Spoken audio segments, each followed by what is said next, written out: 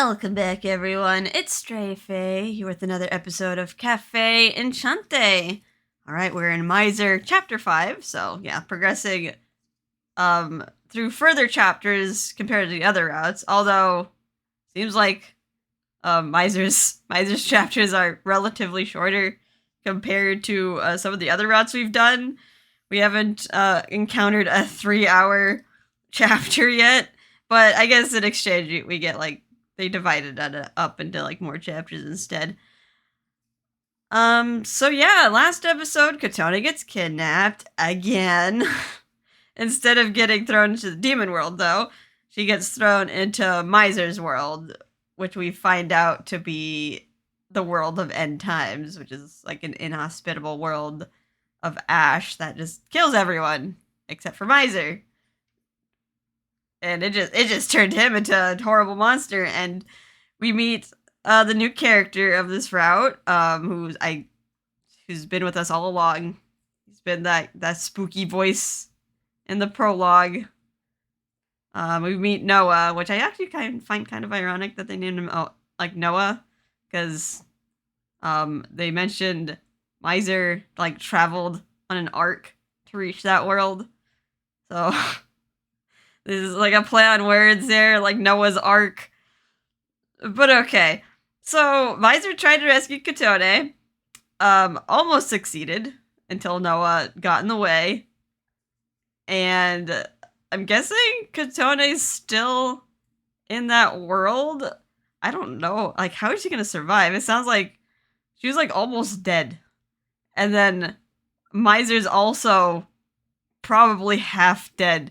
He got a hand stuck in his chest and then thrown back through the gate. So I'm very curious to see if Misyr is still alive. And considering that we're in Misyr's perspective right now, hopefully he is. So let us start.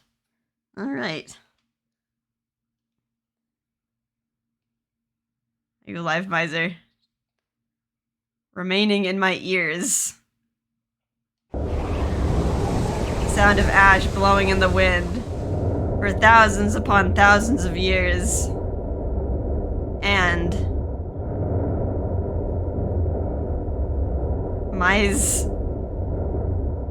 someone desperately calling my name, only to be silenced. The voice of someone I cherish. Oh, is that Kotone calling out to him before he got shoved in?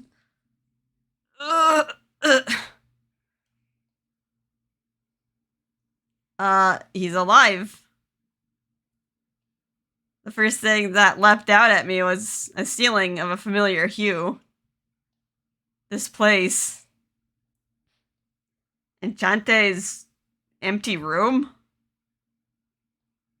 Why am I in a place like this? I can't remember. My mind is a hazy fog. What was I doing? Up until now. Where? The questions repeat several times. Gah! An intense pain pierces my chest. It resurrects my memories in an instant.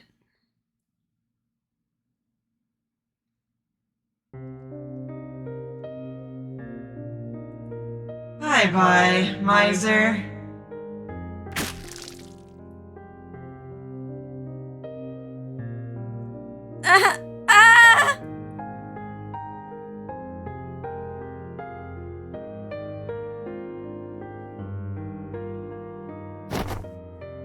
I recall the memories pouring out from my mind that aren't from a dream.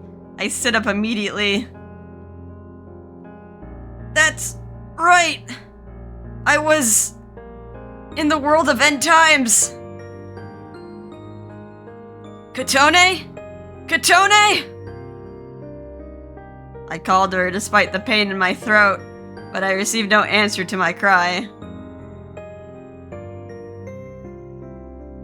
No way! Did I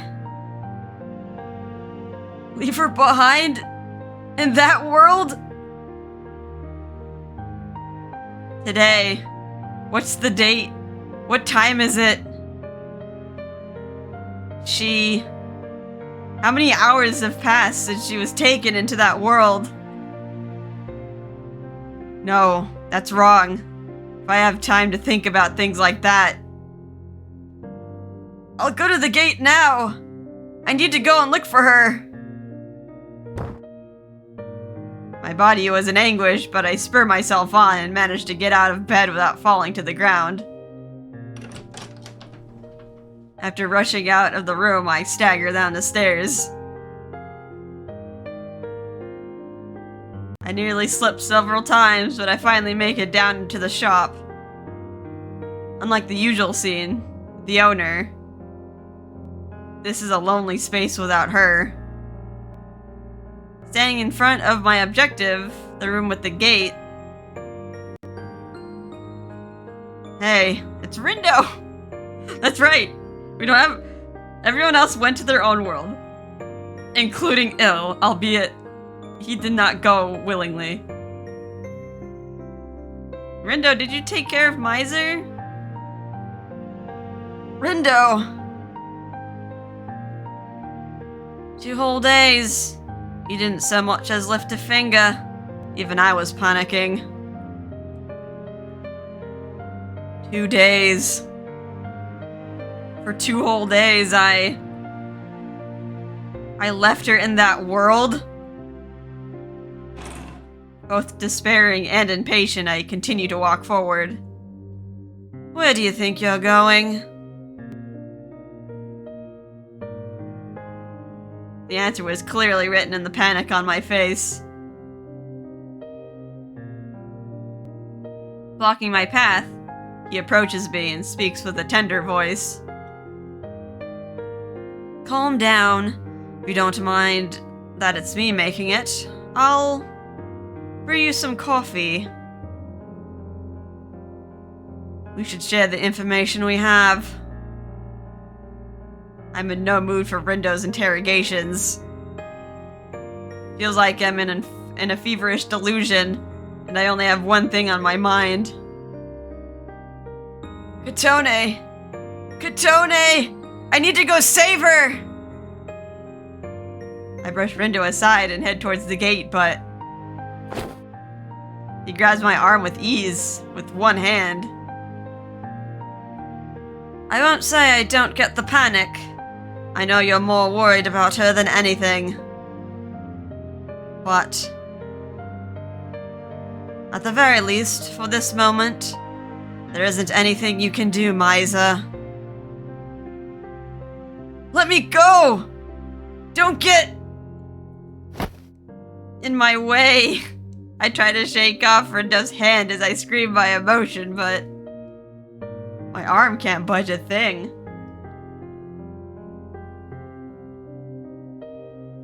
A strange sensation. If I recall, even compared to Canis and everyone, I have more strength than this. Rindo is an ordinary human, yet he's easily restraining me. I shouldn't be this weak. After all, well, whatever I am, I'm a non-human. You're always so easygoing, but now you're so shaken up. For now, just take it easy. Calm down and understand the situation. Rindo releases my arm as he gives his advice. He urges me to look, and there, looking down at my own body, the first thing to enter my view is my fingertips.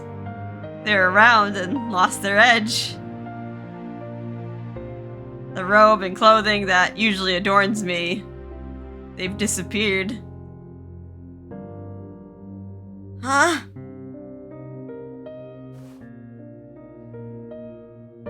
I had nervously touched around my ears and felt no indicator of my horns.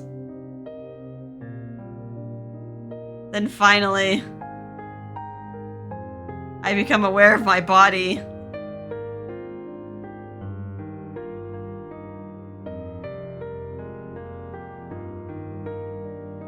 What? No longer did I hold the form of the Demon King of Cafe Enchante. They turned him into a human!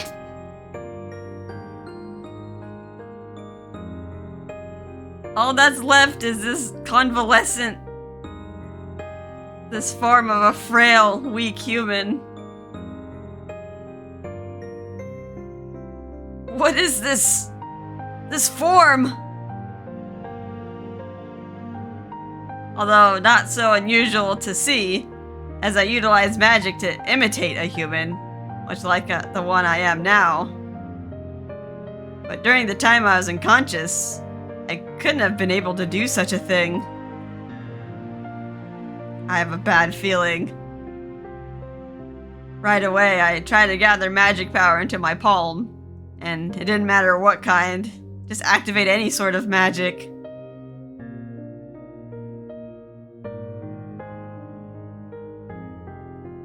There's no sign of magic, or even magic power collecting. Why? Do you get it? While you were sleeping, I had Asmodeus check too. Right now, your body has lost all its magic power, that form included. Right now, you're a genuine, ordinary, run-of-the-mill, normal human.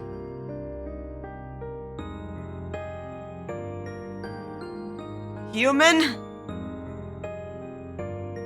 Me? After all this time? After living tens of thousands of years in that grotesque form?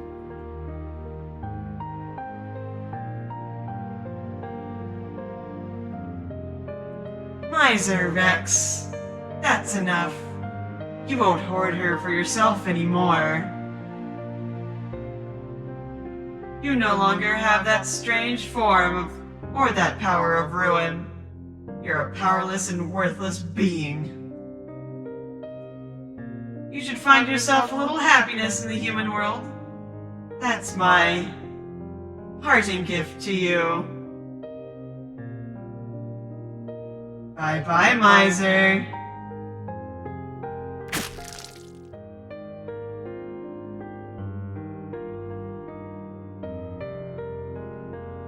So, wait, was it?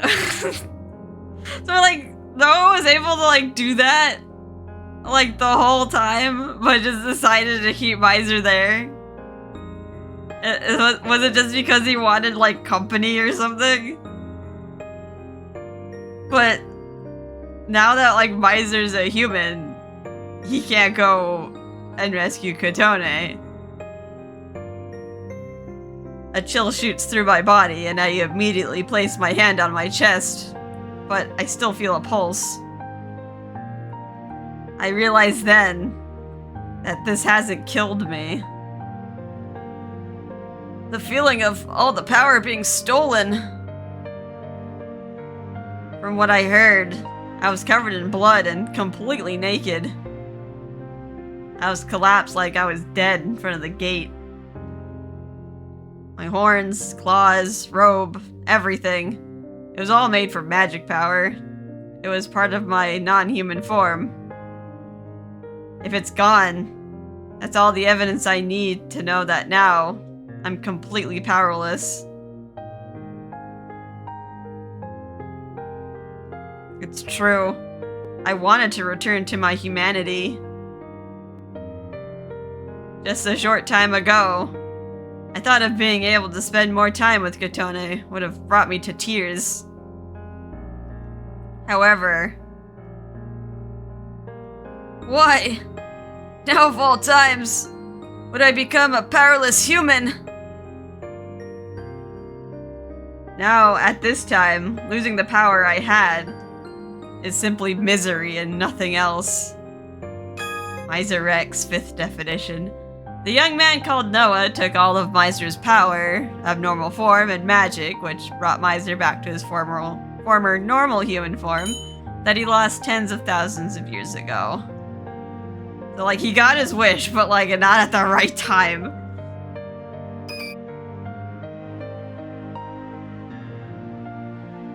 I stagger. I head towards the gate, and this time Rindo doesn't stop me. Yeah, that's right. Having power or not doesn't matter. As soon as possible, I need to go save Kotone. I promised, after all. I said this time I'd save her!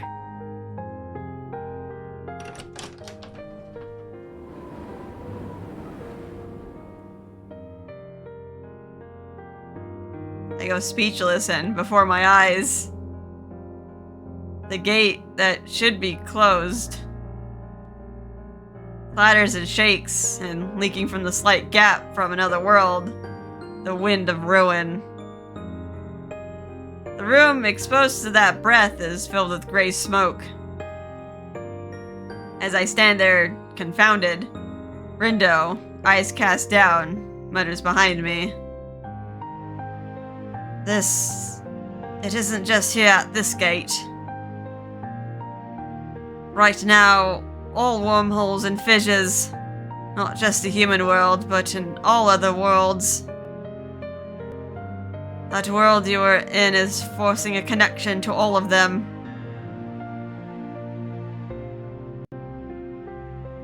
A sad world that ushers in death by simply existing within it.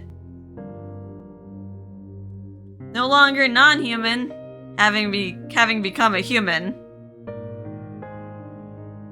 If I set foot inside and the result of that, I know better than anyone what would happen. However, still, I need to go.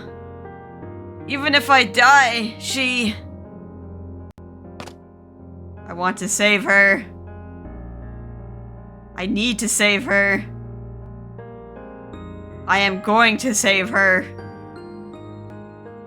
Repeating this in my head, my hand reaches towards the gate. From behind, Rindo restrains my body and drags me back to the shop.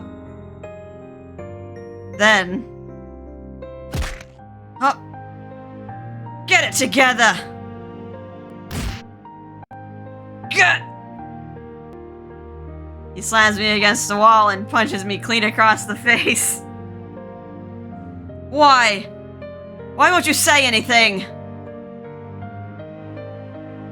What can you do now, huh? You, who's weaker than me. Me! Do you really think you can save her? Rindo takes a big breath. Then, tightly clenching his fist. Believe in us! If you go to that world now, your death will be in vain. All we gain is a loss of one of our own. It wouldn't just be her. After everything, do you really want us to lose a friend too? Rindo! This unusual anger of his shakes my mind violently. I look to the gate. If I'm being honest, I just want to jump in this very second. I don't care if I die. I need to save her. That's all there is. But right now, if I died now, it wouldn't help her at all. His yelling reminded me of that reality and allows me to find my composure after I had lost sight of what I need to see. I rub my stinging cheek and take a deep breath. And I let out a laugh, sudden and awkward. Wasn't that punch a little too much? I only just healed up, you know. Isn't that the kind of juice you need to rekindle a troubled Demon King? Rindo's arm, gripped to my collar, begins to relax its strength. Then we start talking about what happened, including the time I was absent.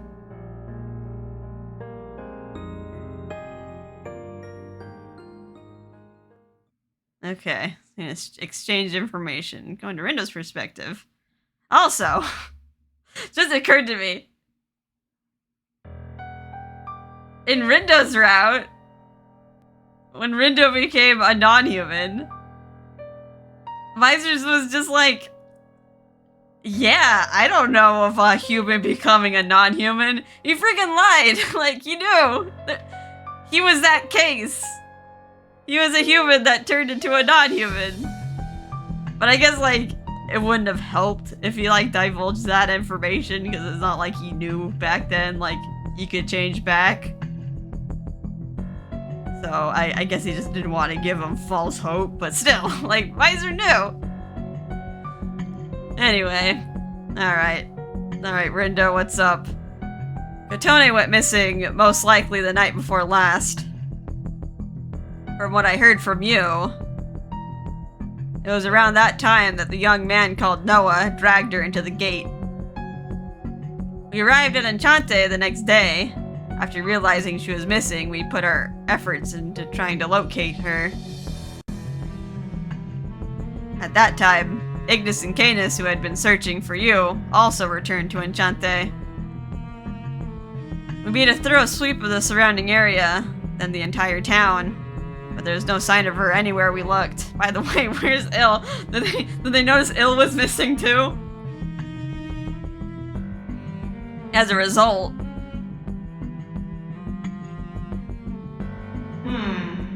the plate on the gate is set to open.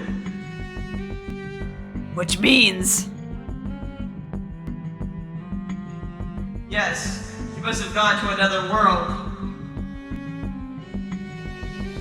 I can't imagine why she would go through the gate by herself.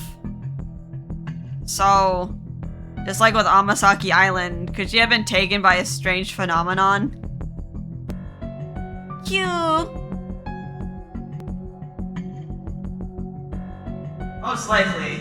According to the responses from the devices developed by Mikado, the highest probability is that she was sent to the world where Misyr is. But this is no guarantee. What should have been the biggest clue was the sound recording on the devices was mostly just static. As Ignis said, the device is installed by Mikado. Maybe influenced by your world, or maybe just a coincidence. They mostly didn't pick up any decent sounds. Then, we just have to start with what we can do. We'll search every way we can. Indeed. At the present time, that is the most we can do. Thus, Canis went to Medio, and Ignis went to Bestia. Each returned to their home world to try to find her. But sometime after they both had left, an abnormality occurred. Suddenly, a fierce ringing sound assaulted the ears of the entire world, and with that signal,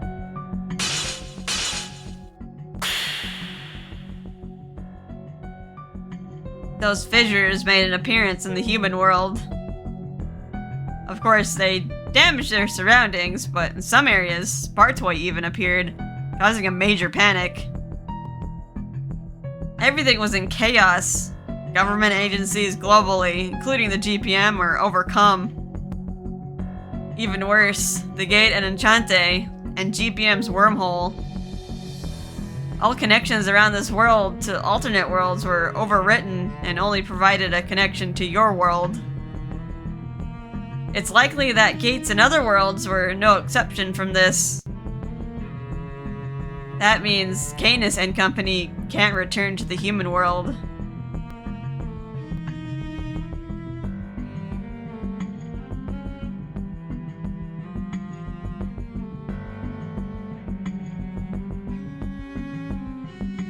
human world. Realizing the situation at hand, in this world and others, Misyr sighs and nods. Oh. we got his portrait. We have seen him in these clothes, like, once. But we haven't seen his hair like that. It's weird. He doesn't have his horns. In other words, the world of end times is eroding all other worlds, right? Eroding the world. That's a fitting phrase. By the way, what you said just now, what is the world of end times? That's just my name for it. It's what I call the world I'm really from. I see. The name expresses its nature, that it's doing something really terrible. I'm aware of that more than anyone. Misyr grumbles and holds his temple.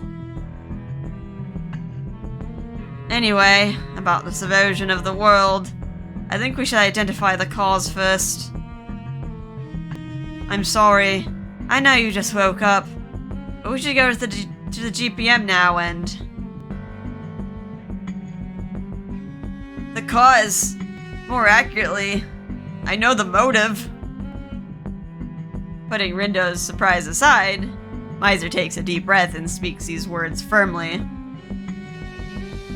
It's as if he's telling himself for the first time as well. That world was aiming for the world of humans exclusively. To be exact, one person within the human world, a woman we know very well, Kotone Owaki. Kotone? That's right. As a result of the world of end time seeking her, it enroached into this world.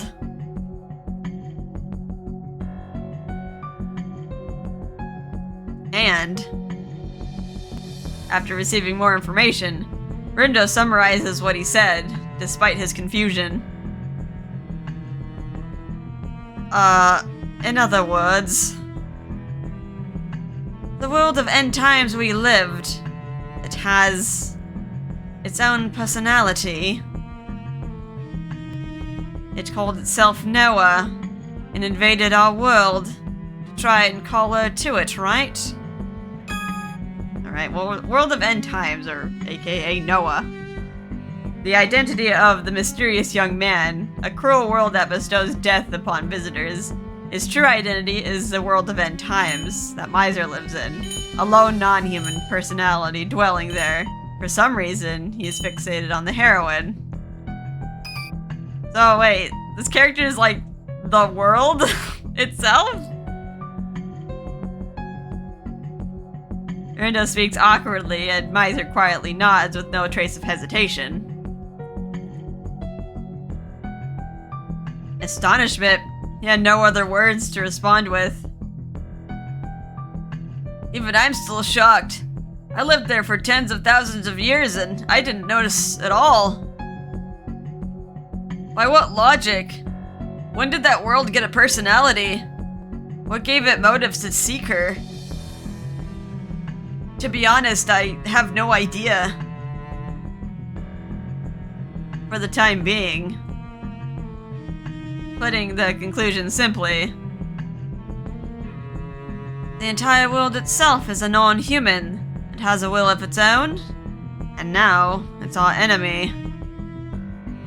Such a thing can make a man like Rindo pray. However, just because of this, neither has the personality to give up. If an average human went to that world, how long could they survive? At best, 24 hours. Kotone's been there, what, 2 days? More than 2 days? However, that's only before they turn to ash. At that time, they'd meet death. They'd be paralyzed by physical agony. But Noah said he wouldn't kill her. I want to think she's exempt from that.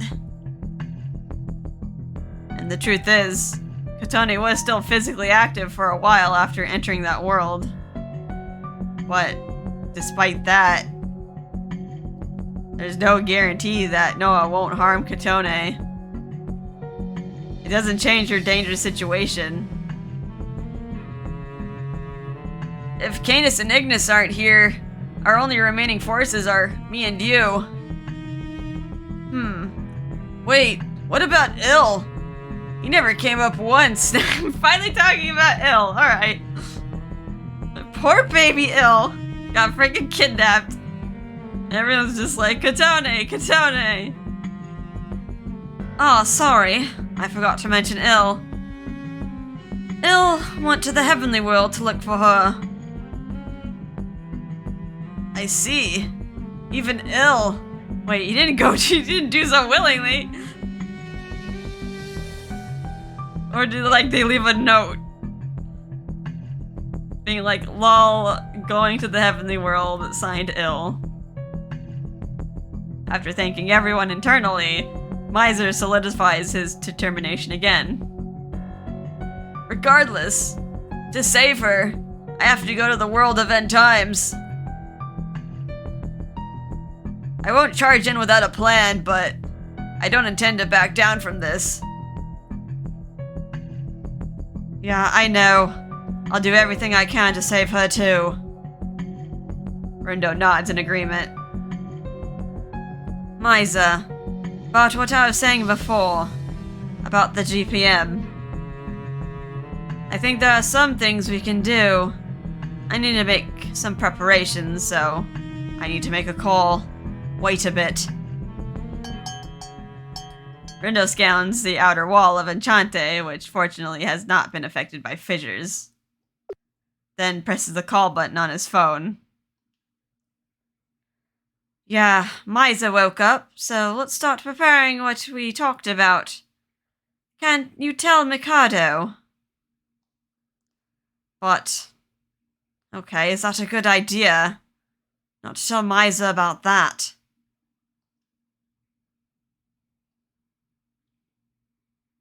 In response to Misyr's question, in place of the busy Mikado, the person entrusted with his phone, rather the Demon King.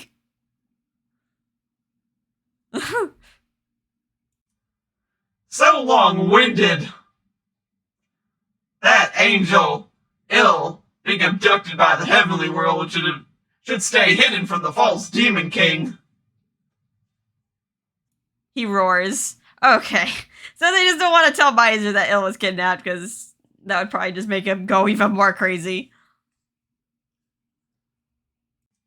Right now, the false Demon King likely has his mind fully concerned with my bride. If you had the issue with the angel, it would certainly be overwhelming. Besides, that angel himself said to save his matter for later. That's the message he left us. Such a commendable request. If we don't respect it, who will? I guess. Well, invasions and her aside. He's pretty good at reading the room. His character isn't so bad either. Rindo's idea of Asmodeus improved.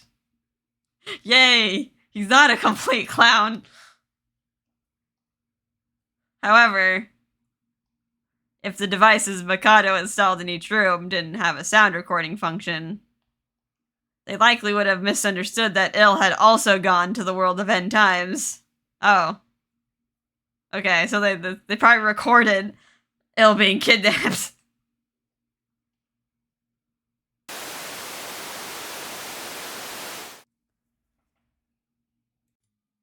Now we return to heaven, Apostle of Judgment. Your reconnection can wait for later. You must meet with God once again. The heavenly world now faces an unprecedented crisis. To oppose this crisis... Rip my mouth. Drink some water. The power of your true form is required. To think, at this worst possible timing, that Mikado's assistant, no. Apparently an angel, Solitis, would reveal his true identity and whisk Il away to the heavenly world. Of course, Rindo is also worried about Il. But it's exactly as Asmodeus said. More important than me, Kotone and Misyr. Il himself, just before being teleported by Solitis, had left such a message.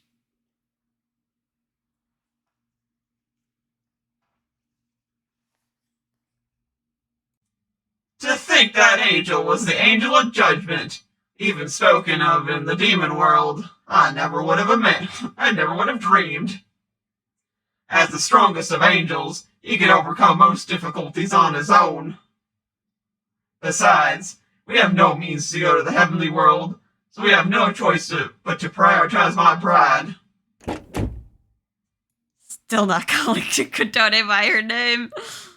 Rindo can only nod at Asmodeus' sound argument as Misyr rides in the car and heads to the GPM headquarters.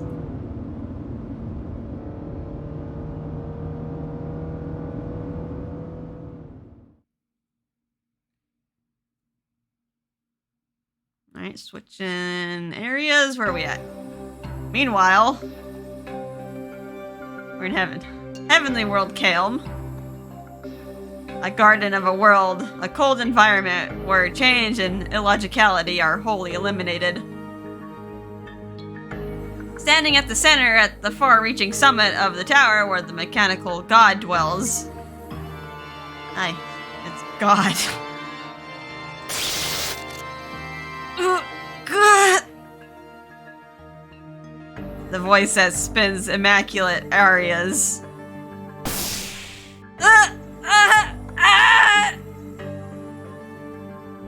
Now only performs strains of agony. From the threads of light restraining Il's kneeling body flows acute pain, directly tormenting the mind. Each time it shoots down, Il's body leaps violently, bending backwards.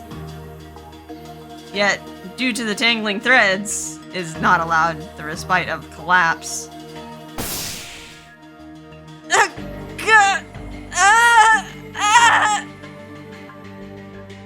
As Il's screams rings out. Oh God, please wait. The Apostle of the Oracle, Solitis, pauses the heavenly world's ruler who inflicts pain. If we burden the Apostle of Judgment any further, it may impede even his basic functions. Affirmative. I have also decided to suspend his divine punishment. He remains unshaken despite such suffering. While the restraints remain in place, his torture, divine punishment, halts. As strength leaves Il's body. Since being captured by Solitis and brought before God, this torture was repeated countless times. However, still, he refuses to submit to God. I reject you. I will not reconnect with you. I will return to where everyone is. To Enchante.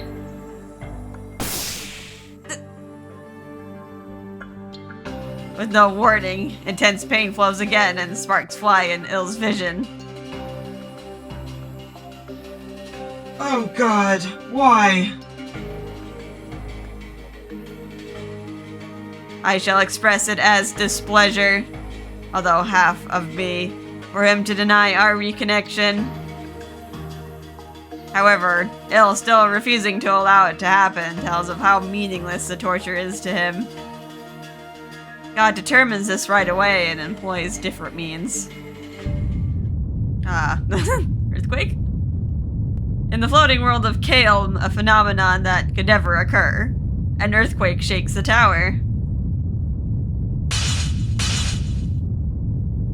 Around the tower, the sky of Kale echoes with a sound like a scream, along with a howl like someone's voice that shakes the entire world itself. The closest floating sector to the tower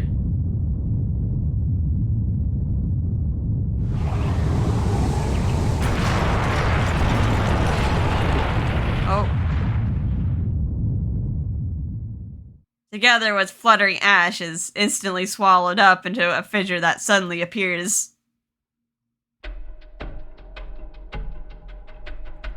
What exactly? Even God is unable to grasp the situation, collecting information from all angels' minds. However, faster than that, the answer to the phenomenon visits. In the always lit sky of Kalem, a new fissure forms. From the gap, much like a hologram, that world's scenery appears.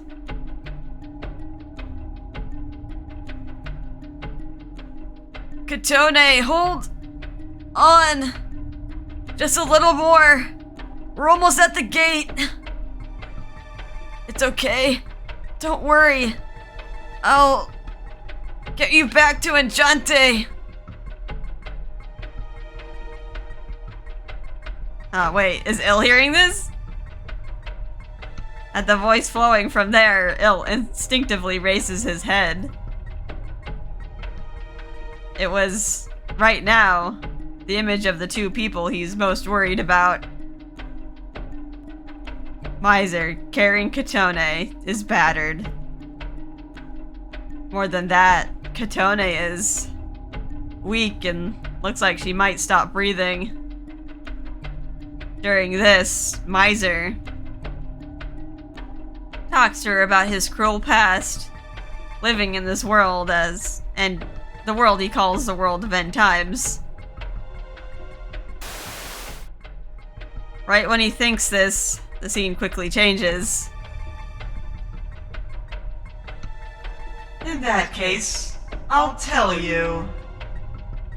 The name of that catastrophe. By them. By you. The name given to me. The name of this world is... Noah. That's my name. A young man suddenly appeared. A young man suddenly appeared. The young man, calling himself Noah, persistently pursues Kotone. Bye-bye, Misyr.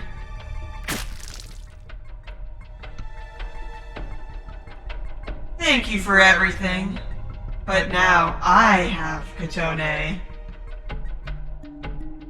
I don't need you anymore. Just threw him out like an old toy. After stabbing Misyr through the chest, he throws his body into the gate. He despairs, leaving Kotone behind.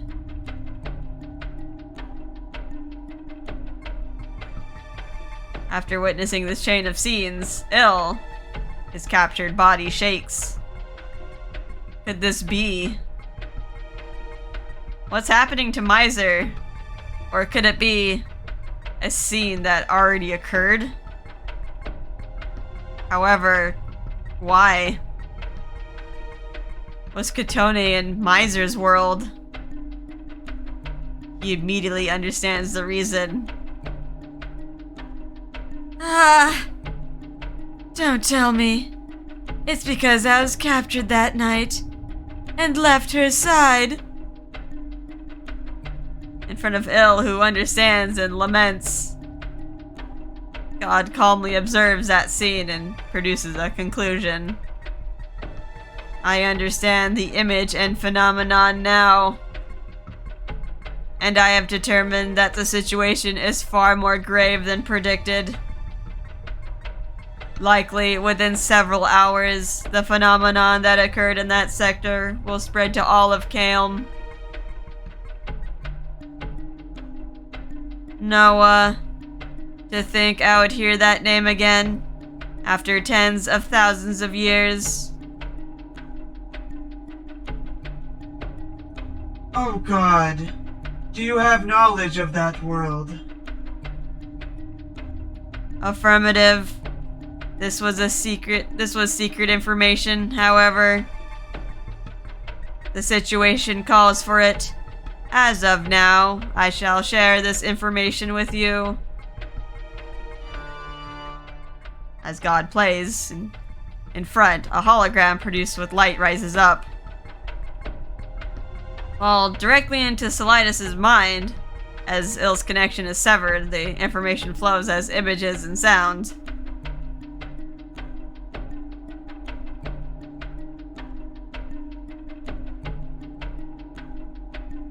Tens of thousands of years ago, in the time of Genesis, when Misyr Rex lived as a human, that civilization, that world, an event occurred, collapsing it.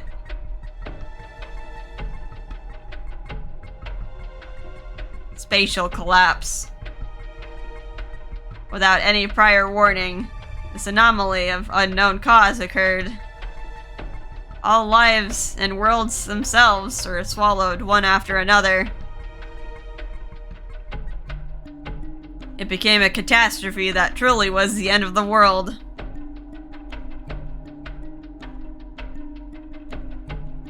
After comparing presently occurring abnormalities with recorded data, the cause was estimated to be the erosion from threat world of end times, which was unnamed at the time. After humans determined the cause of the catastrophe, they took the name of a certain organization and called it Catastrophe of Noah. Alright, the Catastrophe of Noah. A grand disaster that occurred during Genesis that threatened to destroy the world and space-time itself. In the human world, this has been passed down as the Great Flood that wiped out the world in the book of Genesis. Wait, did that happen in Genesis? I just remember the creation story.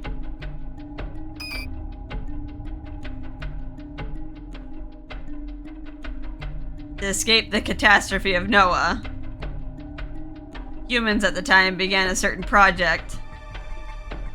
It was called the Ark Project.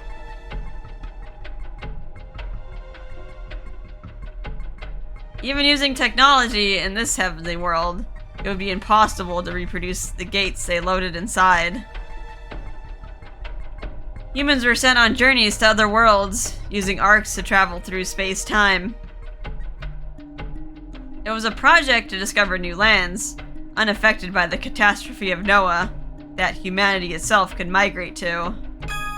The Ark Project, a project in the era of Genesis to send ships loaded with gates to other worlds, in search of new lands to escape the catastrophe of Noah. Misyr was one of the participants.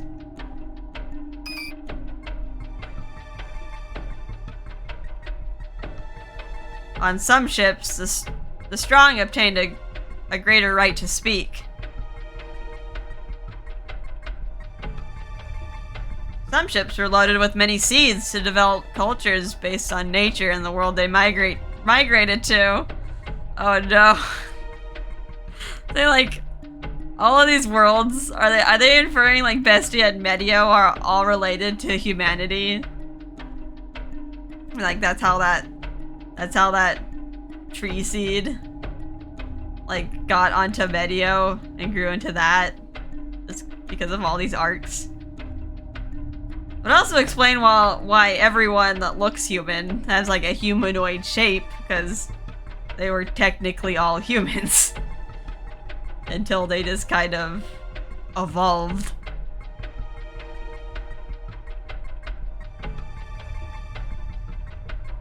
Some ships were loaded with advanced science and technology from the human world.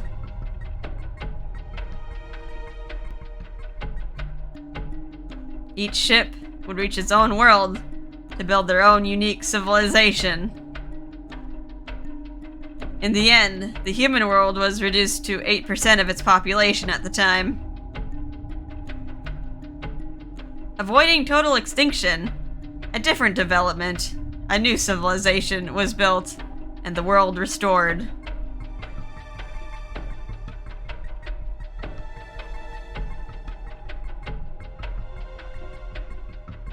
In other words, this heavenly world included the various other worlds. Would be no exaggeration to say they are branches split from the human world. Furthermore, on the human world, creatures known as non-humans. Their ancestors are humans who arrived on these arcs. I assume them to be evolutions caused by various circumstances. So yeah, if everyone is... okay. Non-human, second definition. During Genesis, arcs from the human world reached many other worlds, and these newly arrived humans developed in new ways, changing into different forms. They are now what are called non-humans. Which I guess is why, like, you can also get into relationships with them, I guess? Like, they're technically all humans and, like, kind of share the same emotions and kind of the same biology, which is why Karya is just, like, part human, part non-human, and just kind of, like, regressed into an ice fairy. Or not really regressed, he just kind of relapsed. Or reverted.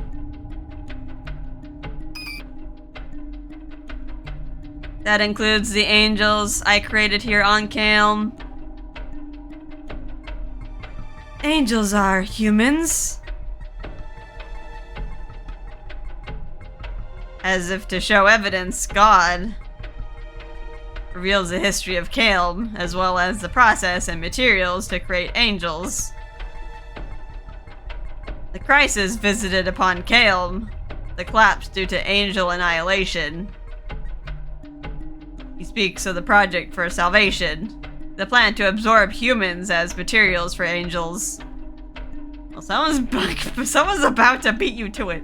Someone's about to absorb everything. Or at least turn it all into ash. Based on the information from God, Solitis continues the conversation. To implement salvation, we repeated experiments a countless number of times. To connect a wormhole for salvation from the heavenly world to the human world. However, it seems to have backfired due to our experiments. To think the world of end times would draw near to the human world and our heavenly world without our notice. Hill couldn't ignore the words of God and raised his voice against him. What does that mean? The experiments we performed shook the boundaries of space-time.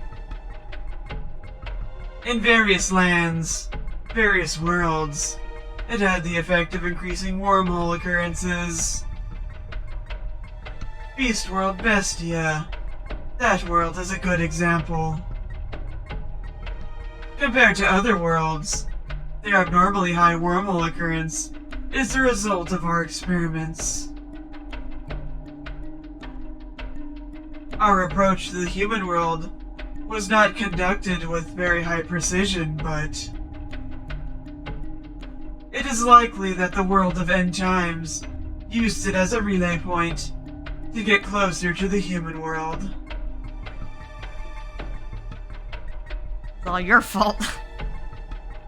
In reality, anticipating a successful recovery of you, we performed a final experiment before salvation. Oh, that was you too! The arm? In the human world, our final wormhole construction experiment over Amasaki Island was intruded upon by the world of end times. Okay. So you didn't create the scaly arm. You just made the wormhole. Oh god. Comparing the supply data with the contents of that footage. It was the world of End Times itself. The being who called himself Noah. Affirmative. That being is determined to be much like the world's core. Estimating from the meaning of the remarks obsessively repeated. It seems the world of End Times, Noah, was attempting to draw closer to the human world in aim of Kotone Owaki. Securing her person was the deciding factor in beginning the encroachment. Sending her to the gate was a poor move. To think such an ordinary girl would be directly related to the threat currently haunting us. How indifferently Gods and Solitis speaks of this.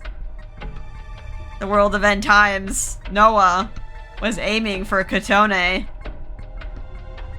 The Heavenly World's experiments ended up lending a hand to Noah drawing closer. And that night, to recover him, Solitis sent Kotone to the gate. It's a terrible coincidence. As a result, drawn into that world, Kotone, and trying to protect her, Misyr.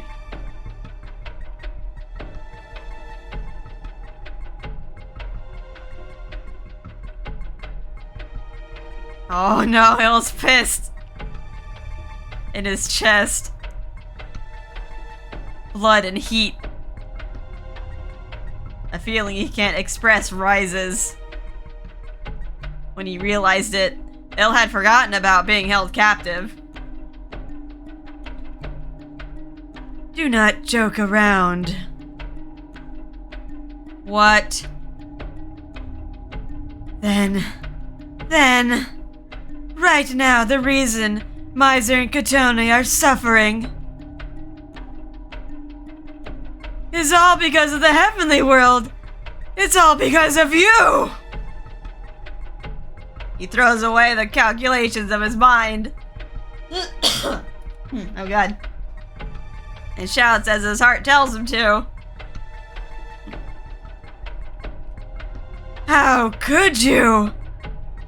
How could you? For salvation only in name. For such a selfish reason.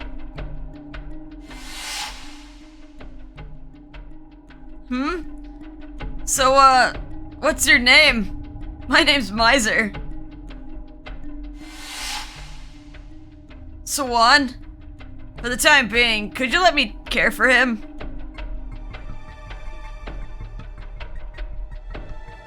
My friends! My family! Not caring if it tears up his body, he'll desperately rise, snarling at God, the culprit. However, his mind is unable to keep up with the massive shocks to his brain. The moment he breaks through the restraints, Il loses consciousness and collapses.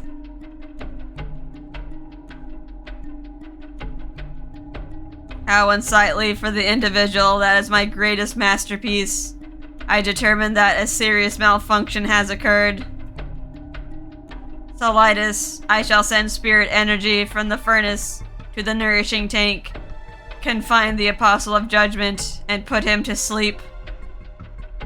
After recovery, to force reconnection during the next divine punishment, I shall adjust him to raise his sense of pain.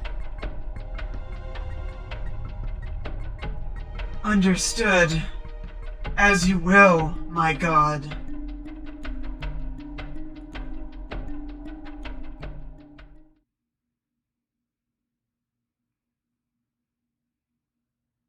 Wait. Is this what I think it is? Whoa, whoa, whoa! It is... I wonder what was in the sky and tried spying on the tower, I had nothing to lose. I discovered out yet another ridiculous truth unfolding. What should I do about this? Yes, epilogue, baby. Everyone's here. Going back in time. Misyr went along with Rindo and arrived at the GPM headquarters. All personnel are desperately dealing with the abnormalities occurring worldwide, and angry shouts ring out from time to time. Led by Rindo, everyone gathers in one place. Hey, Demon King! You really turned into a human? Well, Mikado might be thrilled with that news, actually. He's been looking for a case like you. Yeah, I'm a genuine, ordinary human. I see. What can I say? Well, I'm really shocked. Right, Ku? But I'm really glad you woke up. Q! Mikado and Karia and Koro. Misyr could have predicted this.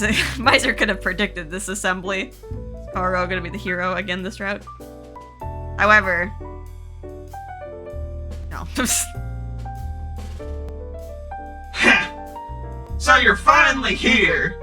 I'm indebted for the demon world, false demon king. Wait. You don't have magic power anymore, do you? In that case, I will call you, instead of Demon King, Demon King with no power. For short, Demonless King. No mistake. This is a just reward for spooking me so much in the demon world. Dude, you almost died. Shut up. Shut up for a minute, idiot Demon King. What? Karia's firm kick to the shin, digging to a weak spot, stops at Modius's high energy. Ow! Why you? Look, like past generations of heroes, my greatest weak point. To think you'd find it so quickly. It must have hurt a lot, as Modius collapses with force and rolls around in agony on the ground on the spot.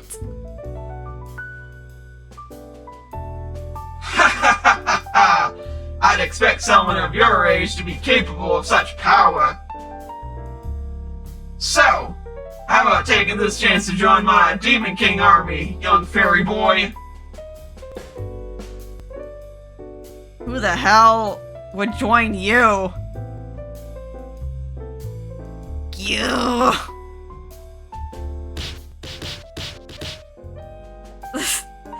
That's Modius just a new punching bag now? Ow! Hey, that really hurts! Stepped on by a middle schooler, the man, ruler of the demon world, is also headbutted by the seal-like demon beast. Mysyr's like, I am amused. Also, I'm very warm. Let me take off my sweater.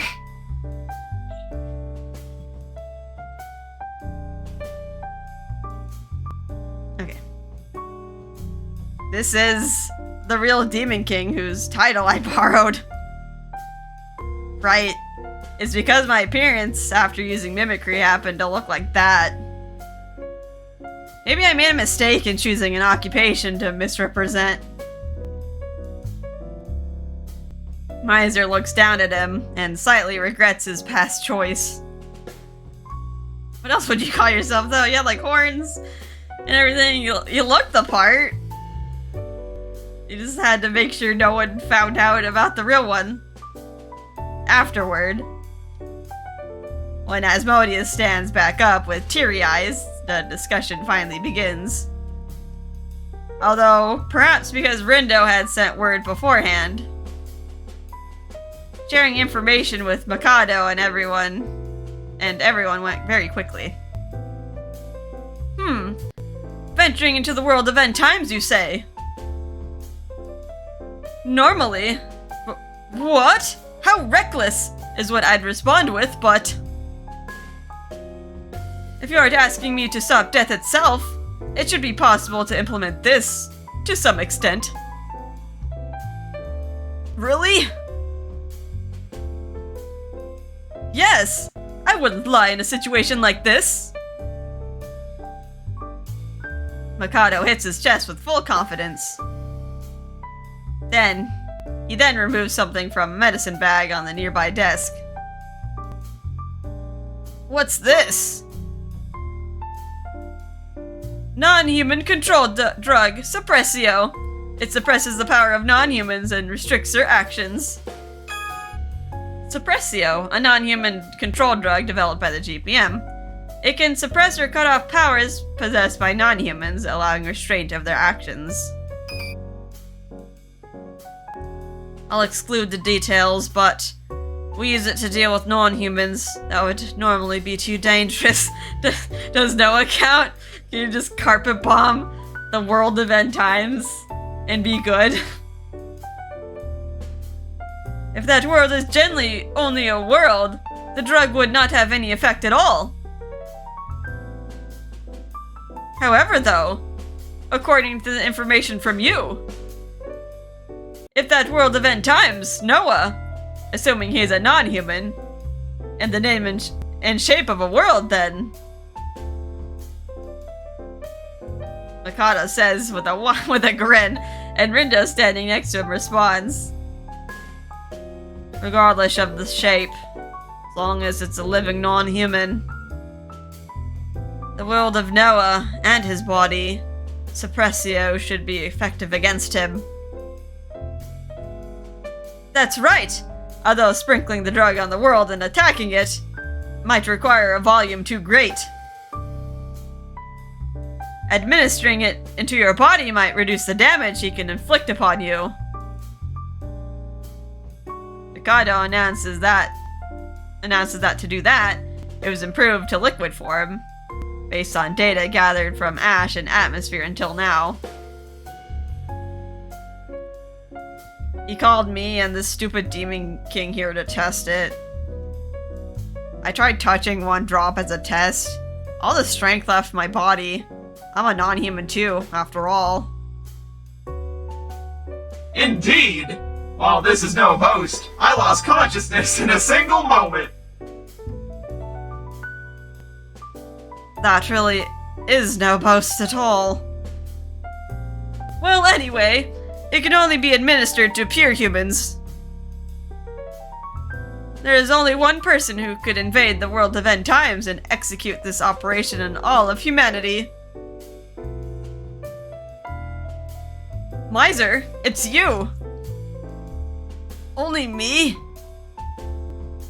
Can you, send some backup or something? Mikado nods and gives him a serious look. While you may have taken a strange form, you were the only human who ever survived the world of end times. That's why you likely have a level of resistance to the death caused by that world. Injecting this into a normal human aside from you and sending them there, I assume they'd only last a few minutes. Well, maybe 24 hours. While slowly dying, but that's why I'd love to go along with you. It's really not that simple. I see. In tens of thousands of years, that world produced no survivors, aside from Misyr. Reality isn't so easy as just taking a drug. Yet still, seeing there is at least a little hope of saving Kotone, this was a godsend to Misyr. However, I'd like to turn it around and ask you, are you okay with this? The Suppressio is merely a stopgap To put it even worse, a desperate struggle. Who knows how long the effect will last? And yet, relying only on that drug, being alone by yourself. Would you set foot into that world of despair knowing that?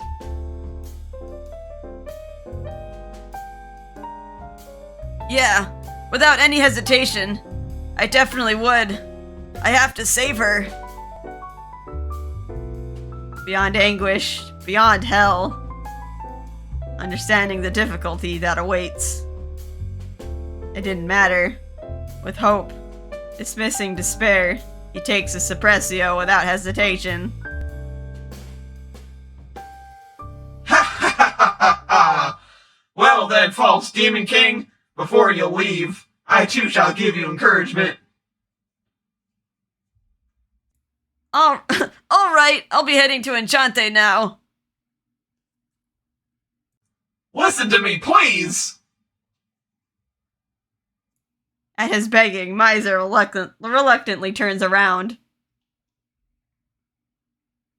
However, when he actually looks, there on Asmodeus' face, none of his pathetic aura remains.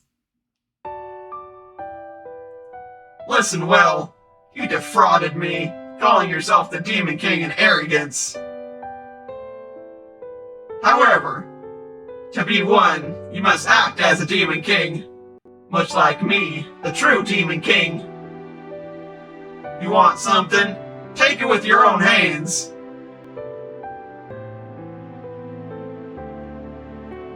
When told this, Misyr is confused for a moment. Naturally, of course. Like a Demon King, he makes a fearless smile.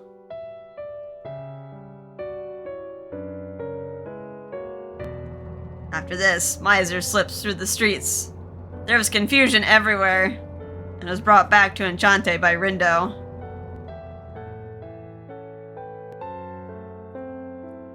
For the departure to the world of end times. They stand in front of the door leading to the gate room in Enchante. Due to the absence of its owner and regulars, the shop is incredibly lonely. Only Rindo is there to see Misyr off. Alright, get going. I'll be waiting for your return with the cute owner. Also, please don't get yourself killed. I won't have anyone to joke with otherwise. I can't use Demon King jokes anymore, so I'm not sure how I'll parry you anyway. Saying this, Misyr holds out a clenched fist to Rindo. Rindo understands the meaning of this and takes the same pose. I'll see you later, my friend. Like your old Demon King self would do. Give him hell. You got it! You too. Things are heating up in the human world, so be sure to watch yourself. They bump their fists together. Thought they punched each other. Misyr stands in front of the gate, ready to enter the world of end times. Then, he injects the needle with the suppressio into his arm.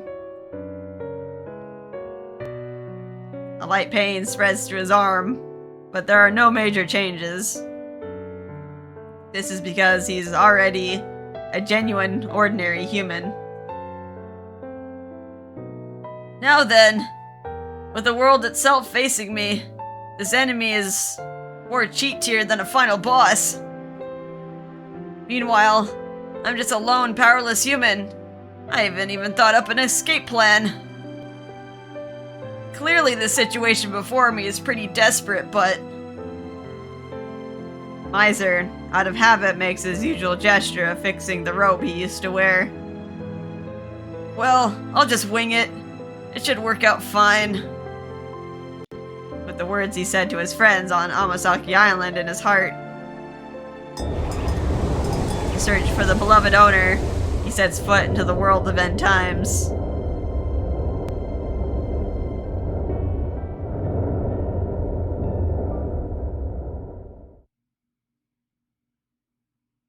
Oh, Kotone. Kotone's perspective.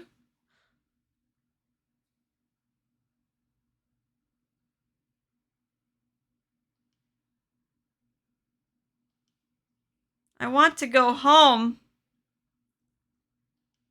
To the shop. To Enchante.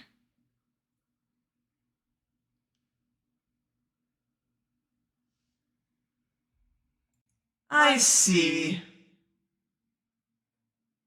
Then I'll fulfill your wish. If I give you Enchante, will you always and forever be with me?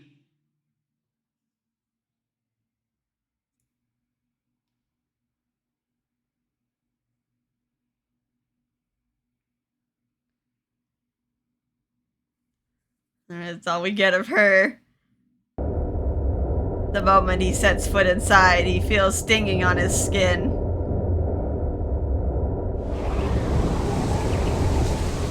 Woo! Vomiting blood the moment I enter. I'm glad nothing like that happened. Right as Misyr mumbles the words, he sees that the suppressio is having an effect. From the ash blowing in the wind. Misyr, so you've returned. Noah! As if nothing happened, the enemy who took Kotone takes form. It's natural, all things considered. One could say this place is on his body. Doesn't matter where one tries to hide, it would always be found. Also, attacking this body wouldn't affect him, as the world itself. In that case, Misyr decides that he shouldn't provoke him. Extracting information is the best plan. Misyr, why did you return? Why? Is that really something you need to ask? Yeah. After all, I don't have the answer. I made it so you could find happiness in the human world. That form I gave you was a gift. His honest confusion and his sense of kindness are wrought with ill intent. Well, to answer that, I have a question. Is Kotone alive? She is alive. That is, with this world. No, with me itself. She is being assimilated. Assimilated? His understanding couldn't keep up with Noah's words. But without regard for his response, Noah seems like he could start singing, as he seems to have a happy tone about him. That's right. As of now, she's lost her unnecessary human form. All that remains is her consciousness. Her consciousness and my consciousness, once the assimilation is complete. She and I will truly be as one. She will live together with me in this arid eternity. I would be forever saved from my solitude.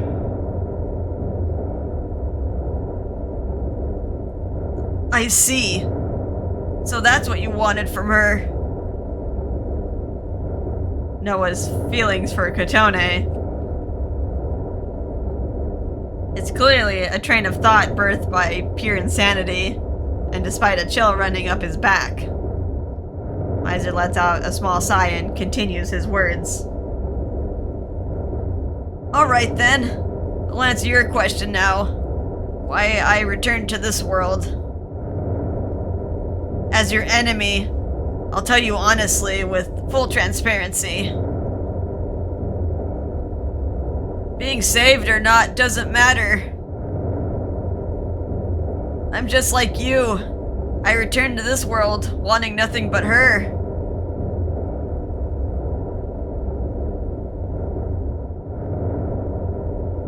Faced with this, Noah's expression does not change. I see. You can't do anything, though, so I won't try to stop you.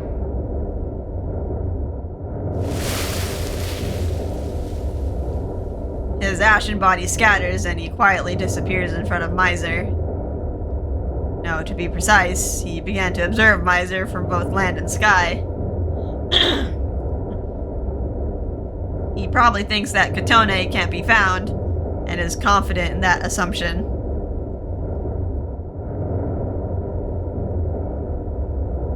In this land of ash with nothing in it, finding her, huh? In the past, such a feat wasn't fulfilled for tens of thousands of years, and he gave up. Even when he learned to stand again, it took more than a few years. And now, in this moment, he has to do it all before Kotone's time limit arrives.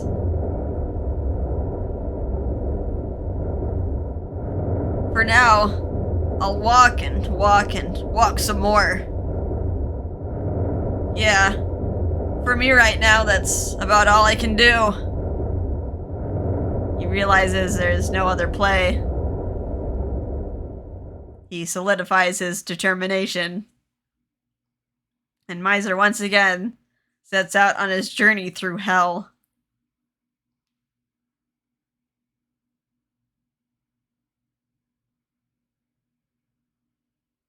Back to Kotone.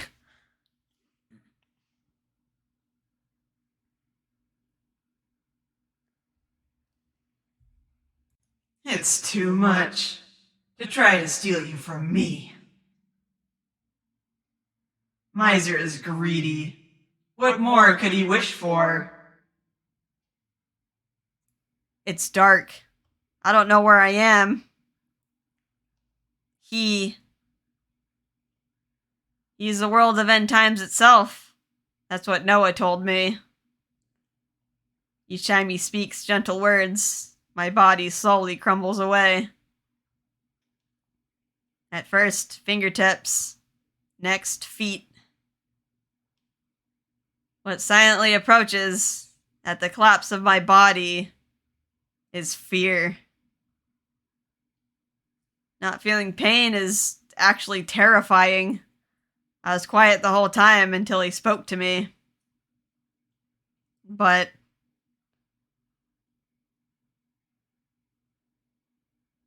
the word Misyr he uttered finally caused me to raise my head. There, with childish expression, tilting his head. Looking much like Misyr, but very different in expression. How strange. I don't understand his thinking at all. What's different between me and Misyr? I'm just like him.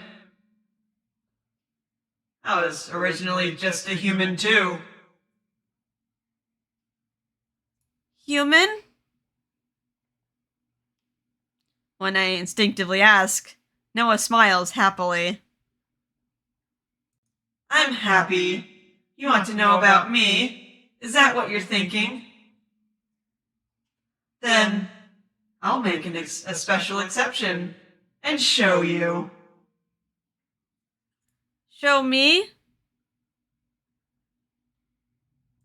Of course. I mean, my memories.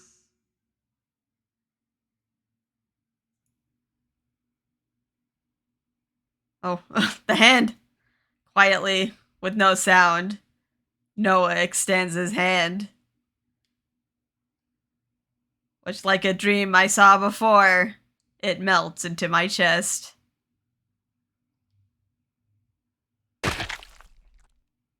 No, I might be the one being drawn into his ash body.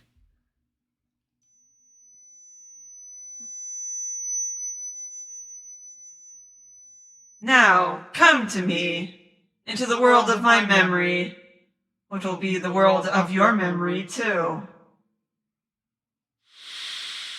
Much like singing a lullaby. Gotta drink some more water here. Much like singing a lullaby.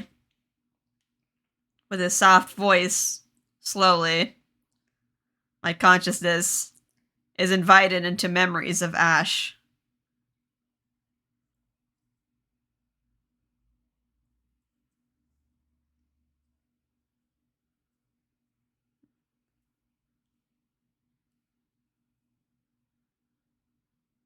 With a prickle, my closed eyes react to the light ahead.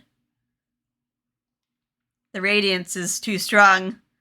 It won't allow me to sleep. Praying that it won't injure my eyes, I slowly push my eyelids up.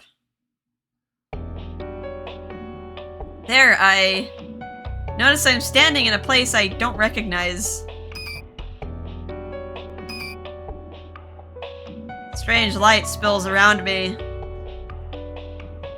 Mysterious symbols written on the walls and floor move like they're alive. Who's this? Wow, amazing! To think someone with no talent like me would be brought along to a place like this. I recognize my voice. And I finally realize right now I'm me, but not me.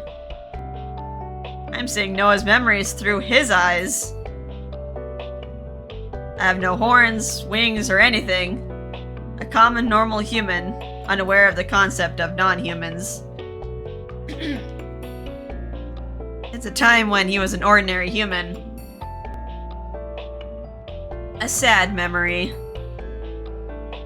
His line of sight traces the surroundings and goes to a man wearing a black robe walking next to him. Black-cloth man. The human Noah speaks to the unknown man with a smile. I guess this is human Noah. I probably shouldn't give him an ethereal voice. This is specialized for each field. An altar that only specialists can enter, right? They say they're even researching other worlds recently discovered. Is it really okay for someone like me to help with this? The man doesn't speak but nods. The time when Misyr and Noah lived as humans, an era called Genesis. Science and technology, like a sci-fi movie, with magic in every form of the mysterious. Such things exist like they're natural, grafted into people's everyday lives. It was a civilization overflowing with wealth and brilliance, not unlike a city of gold. It seems Noah's memory here is before Misyr's birth. Likely a few decades earlier. At the time, the human world had just barely recognized the existence of other worlds. Beyond space-time, completely different unknown worlds. At this, many admired the romantic sound of it. Large numbers of people with pure curiosity began research in all of the ways in which they could be reached. Born into this era, Noah. Other worlds, huh? I really want to go. This truly ordinary, with a bit of yearning at the sound of other worlds. Quiet and gentle, young, family-loving man was brought to this place when he became an adult. This place called an altar was something like a head temple, consolidating the technology of Genesis.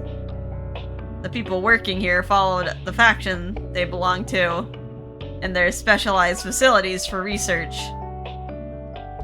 Noah was brought to this altar by someone from one of these factions.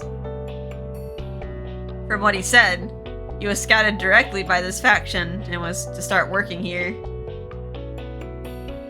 I was pretty good at sorting a bit of data, but of course I never had the technical skills to be called a genius. Why were they brought to an altar? While filled with such questions, Noah was genuinely happy. If he could be involved in the work relating to other worlds, even a little.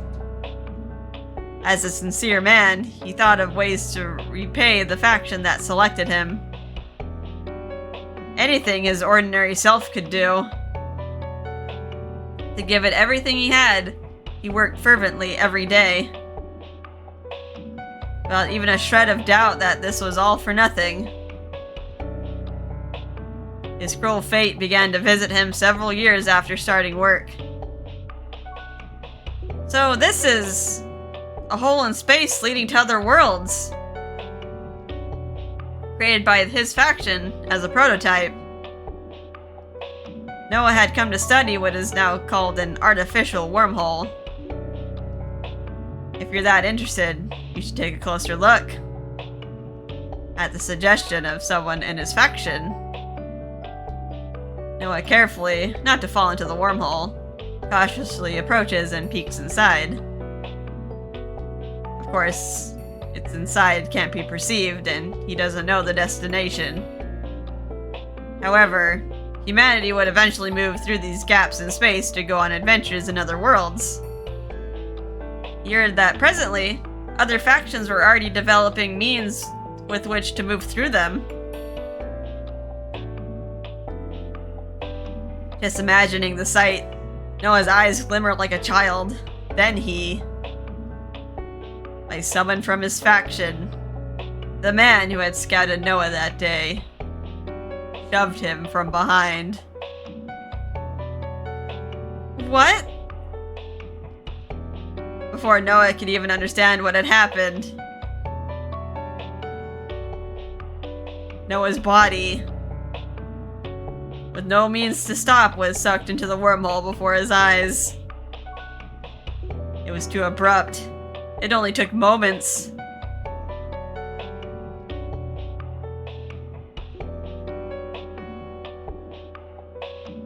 The man who pushed Noah and starts snickering on the spot. I put the tracking spell on him. If successful, it's a big achievement for us. You found a great disposable pawn and such. This right? His scouting was all for this moment. They used him as a sacrifice to collect data. The people in his faction didn't have the slightest interest in him for his scholarly talents. They only dreamed of bringing about a new era of otherworldly travel. Their sense of ethics had long collapsed. They were but a group of mad scientists. To them, Noah was. Just to check if the human body could endure travel through space-time. He was a test subject. Oh. There was no reason for choosing him. It was nothing but happenstance. He was just like an ordinary guy. That sucks. After this treatment, Noah was swallowed in the waves of space-time for quite a duration and arrived at... Rather, he was ejected into...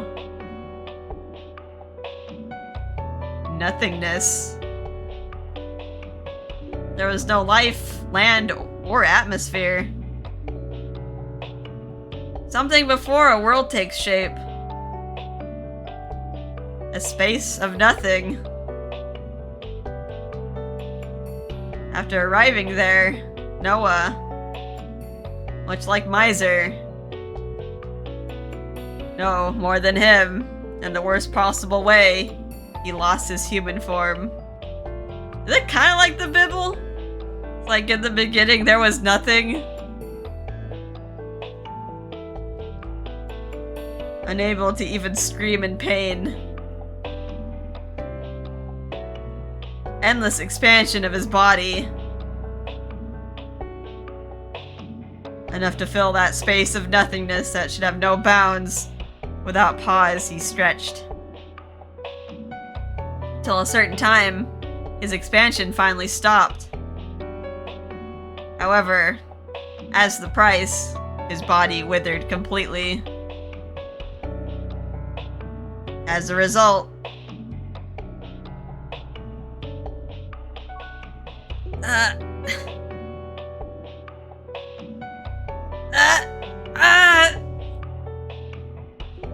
that's right. Noah didn't suddenly become a personality inhabiting this world. He didn't wash up on this world and end up combining with it.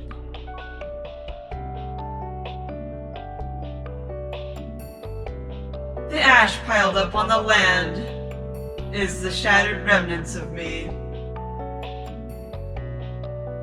The dry atmosphere that torments the living. This is my breath.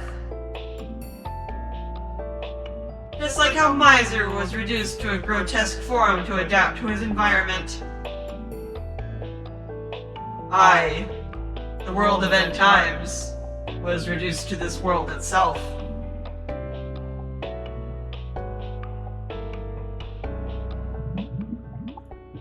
Most likely the voice of the Noah now, showing me the memories, echoes out. That was like the signal for me to wake up. Like peeling away from Noah's body that I was being assimilated into, I regained my consciousness. No, I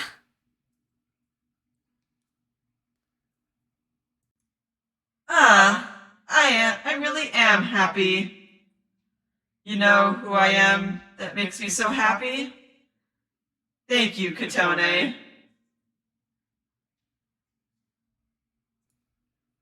He in front of my eyes looks similar, yet doesn't, to the him I saw in his memories.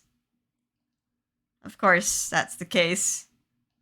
A former human reduced to the world itself. That's Noah's true identity. World of end times, Noah. Second definition. Originally, like Misyr, he was a human born during Genesis. After being expelled into a space of nothingness, he was reduced to the world of end times itself. The form of him standing before my eyes right now is only an illusion created from ash. As though reflecting on it, the agony and despair from that time, Noah's face twists. It was terrible. It really was terrible. Too much to express with words. If only I was born in as a more beautiful world, I may have been saved. That, or if myself and my mind disappeared, I could have just become the world.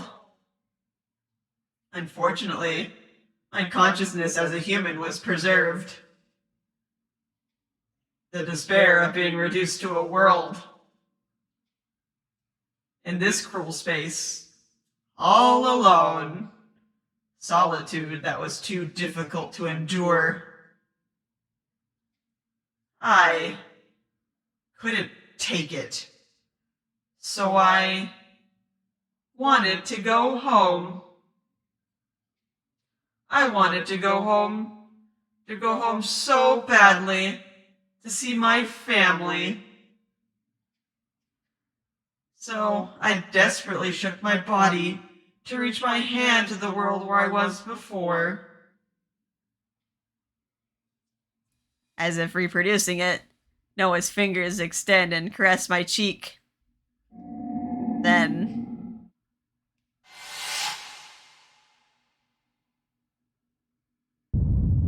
the moments of the Genesis civilization collapse appear in my head. Cities crumbling one by one. People sucked into fissures likely connected to this world. It spreads further and further. Within days, the damage was on the level of most of humanity driven into the abyss of death.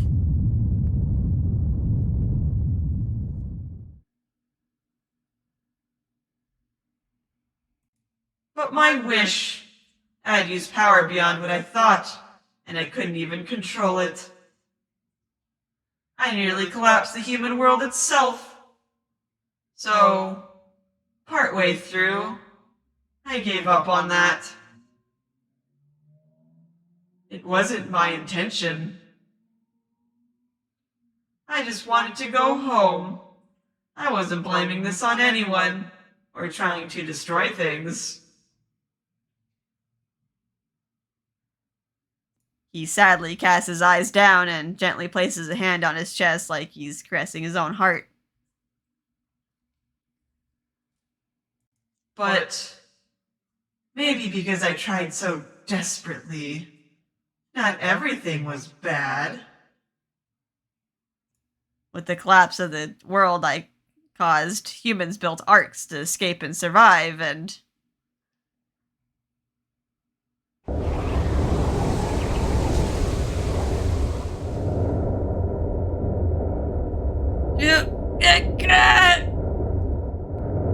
I got to meet him. The other humans couldn't endure this world's environment. They all died before I knew it. Only he, despite taking an abnormal form, managed to survive in this world. I was happy from the bottom of my heart that I wouldn't be in solitude anymore. But he and his strange form, me and my world. Probably because we changed form to accommodate different environments, my words wouldn't reach him. He didn't acknowledge me. I was sad. I was sad, but still. It was better than being alone. I watched over Misyr the whole time. Hundreds of years. Thousands of years. Tens of thousands of years. The person who made me not alone, someone to despair with together. That was plenty for me.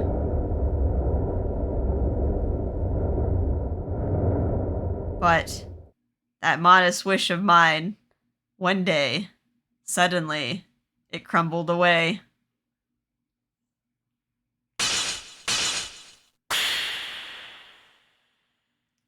Where he built grave markers on my body, a small wormhole opened nearby. I saw Misyr peeked inside it and... Here, you can have this coffee. What? Oh, this is this conversation. One girl from the human world, my homeland. I witnessed the moment she saved him. I immediately thought this. I've been betrayed. Why? Why? Why was he the only one saved? Why was I left behind? Leaving me by myself, he regained his human heart. The envy and jealousy made me want to tear apart this world, tear apart my own body. And on top of all that, he also found the gate loaded into the ark that fell onto me. Using that, connected to the human world, he started moving his daily life into Enchante. In this world of end times, with nothing but wastelands of ash, he left me. Misyr's heart was stolen by Enchante.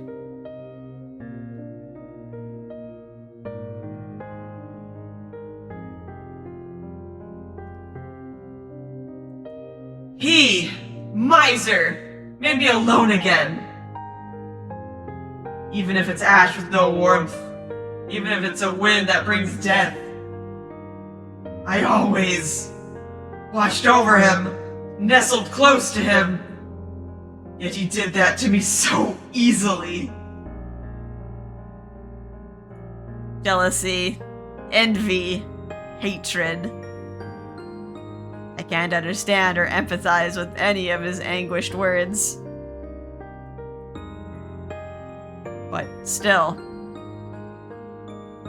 I can tell to a painful degree that his suffering is not fake.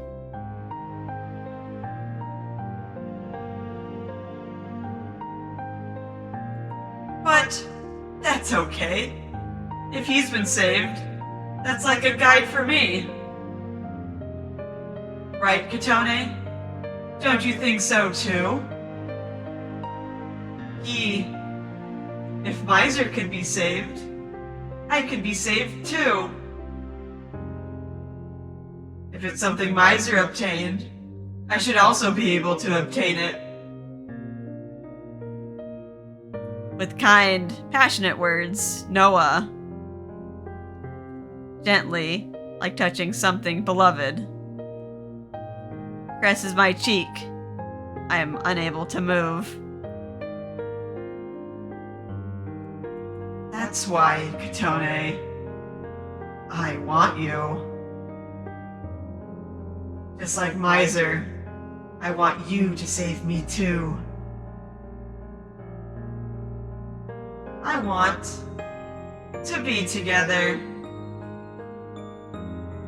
I'll do whatever it takes for the sake of you. Even if I can't do it now, certainly, I'll make it take shape one day to create the world you want. So, be with me. I'll be with you. With you by your side. I can't speak. I can't answer. But still, the pure sadness I feel from him, for me to cry tears of sympathy, that sorrow was more than enough.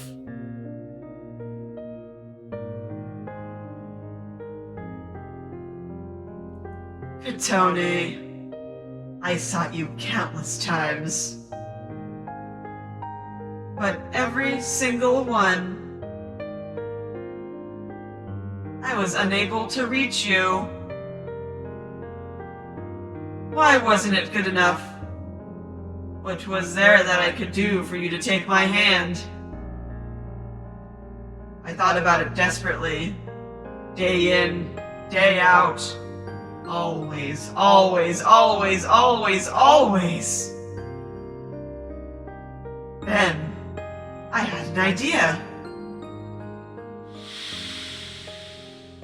If Misyr could be saved, then I just had to become him. So, like this, I created myself. My face, my body, I shaped it based on Misyr. Then, in order to make my voice one you would like, I reproduced his as closely as I could. Well, it didn't go quite as well as I thought. But, using those strong feelings, despite being only a conceptual existence before, I managed to incarnate temporarily like this. For giving me that chance. Maybe Misyr's betrayal wasn't an entirely bad thing.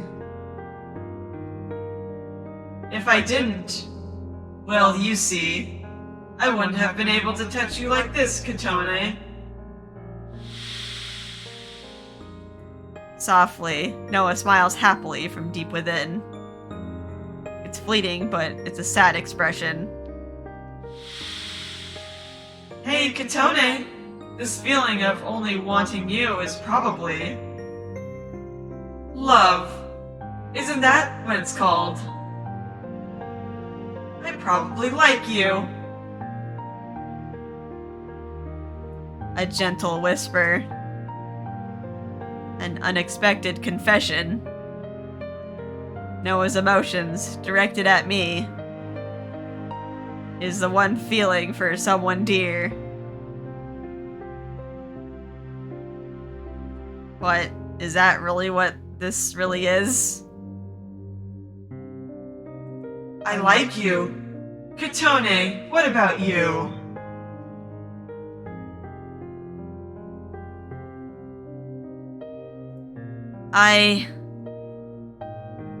Even I, the same as Noah, not any less than he. I have someone I desperately seek and wish to meet. But I can't say that name with my mouth. Ah, I see. You can't even speak anymore. But it's okay, Kotone. We no longer require things like that. After all, we are going to melt into one. With no border, truly as one. Now come, Kotone, my beloved. Come and save me. If Noah embraces me again, I know the faint senses I still have will quietly vanish. The person called Kotone Owaki. Everything will turn to ash and disappear. Body, soul, thoughts, everything.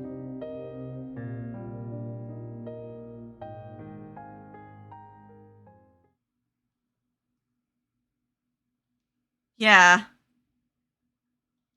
As a person, Kotone Owaki, right here, has died.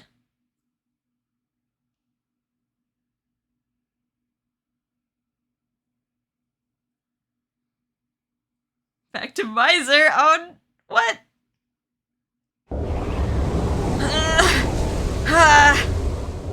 Meanwhile, Misyr's just dying in the wasteland. As usual, I have no idea where Kotone is. I can't afford not to take action just because of that, though.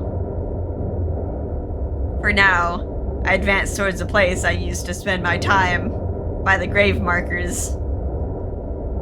I simply walk on through the clinging ash, continuing through the wasteland. An absurd stroll. A solitary journey without end. If I let down my focus, the ash touching my cheeks will unsettle my consciousness. So even with Suppressio, it still causes pain. In that case, to distract myself from the hurt dwelling in my brain, I dig up memories of Enchante as I walk along.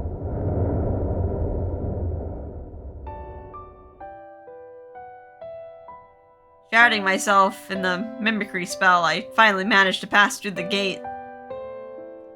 My first surprise was the human world, on the verge of ruin, had developed into a form completely different from Genesis. To be honest, at first I couldn't believe it was my homeland at all. Then, when I entered the shop I had met that girl in, there was no sign of her. Instead, a man, despite his refined look, had a hearty voice and personality. Sawan. He accepted me as a guest with ease. I was in shock, honestly. But when I saw Canis in the backyard, I understood why he was so accustomed. I had also heard that one was the longest serving non-human here. If possible, I wanted to be the first visitor from another world. Secretly, I've always been a little jealous.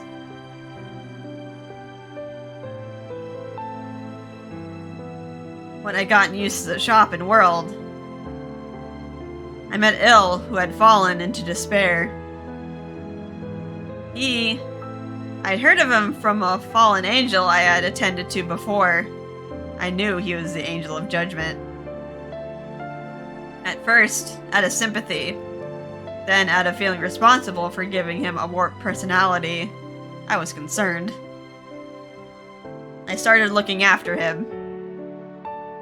While I no longer remember them, having family must have felt like this to me before. By the time I realized it, I thought of him as my little brother.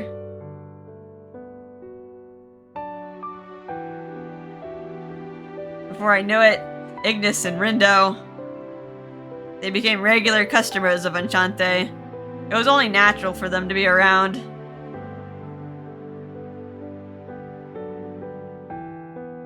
Then, over 15 years passed.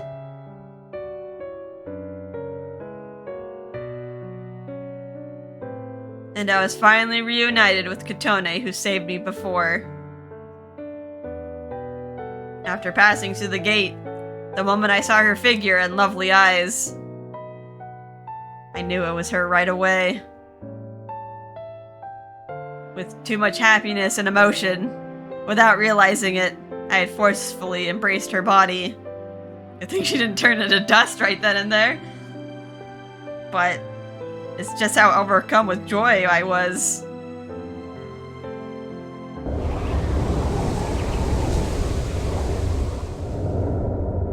As I think back, I sense a strange presence. I casually look up at the sky and, as if to rebuke me, a sharp wind blows against me. Huh? Was I actually saying all that out loud? In that case, the presence just now. Noah. I can't see his form. But he's there. Confident of this, I asked the world. Do you not like it when I talk about Enchante? To me, it was intended as a genuine question, but the reply to it was an even stronger gust of wind. With no moderation, the storm. It's violent enough to drop me to my knees. What a modest harassment! But in reality, it is effective. As an ordinary human now, even the wind, when blowing this strongly, is a worldly threat. At any time, if he wanted, he could create Spartoy to obstruct me. Seeing how he's not, Noah probably doesn't view me as an opponent worthy of that. He must figure there's no way I could save Kotone anyway. He's making light of me. But if you're going easy, I'll take advantage of it. Sorry, but I don't know how to give up. I force myself to stand and forcefully press on through the ash storm that obscures my vision. 1 step, 2 steps. Even when I stagger, I move my feet forward with certainty. Kotone, for sure, you... The moment I take my next step forward with enthusiasm, the storm around me suddenly stops. Just like that, the storm. This calm feels unnatural. Don't tell me. Is Noah going to start something? At the thought, I increase vigilance of my surroundings. And from an unexpected place...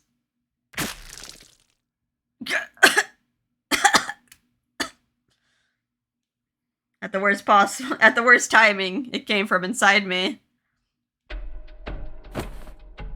It was almost laughable how I lost strength. I collapsed to my knees on the spot. At the same time, from my mouth, a large amount of blood gushes. Scattered blood, is sucked up into the ash. It's like it's lapping it up. Don't tell me this! The Suppressio's effect wore off. When I perceived this... The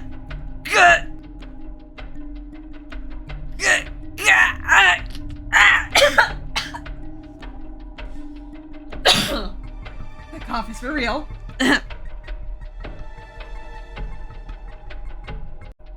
Oh, okay. I'm back. I had to, like, take a sit and, like, have a cough drop. Couldn't stop coughing after that. Alright, anyway, where were we? As in the past. The pain I felt while being reduced to that strange form. That despair is revived.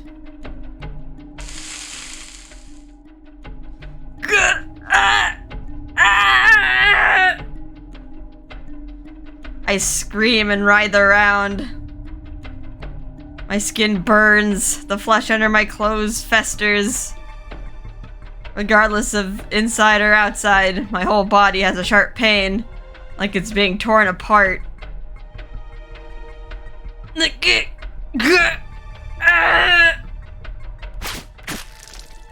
With each breath, I spit up so much blood. Because of that, it becomes difficult to inhale.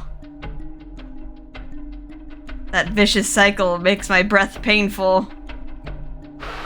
The ash falling onto my body sends deadly poison into me. All of my blood boils. My internal organs die. It hurts. It hurts. It hurts. It hurts. It hurts. It hurts. It hurts. It's so painful. Just kill me. Oh man, the text is going by so fast. Kill me, please. An unending pain that creates this desire. It torments me once again.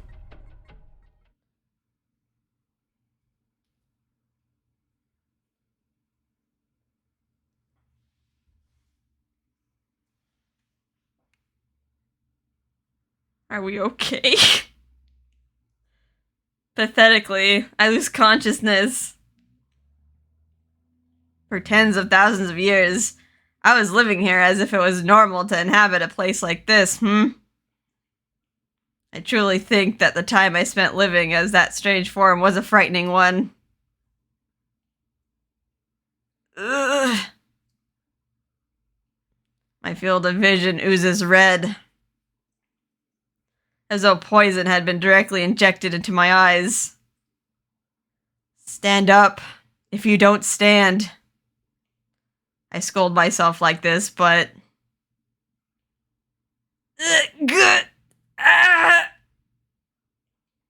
If I move even a little, intense shocks run through my body as if I'm being punished for it.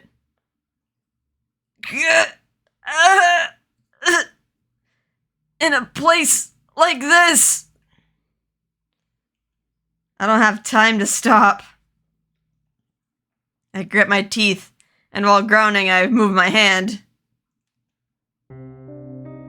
Oh. It's the cup. I bump into something. In my blurry vision, something that isn't made of ash emerges. I'm curious about the density I felt. While enduring the intense pain, I lightly squint and...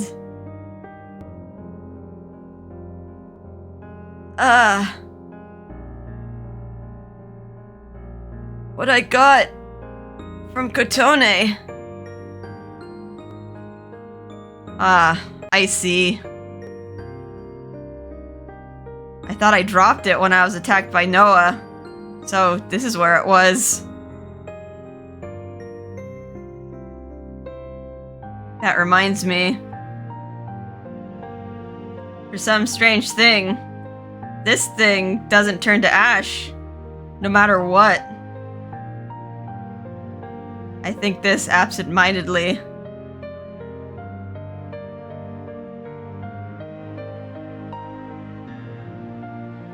I have nothing right now, but one day, certainly, I'll thank you once again for this drink.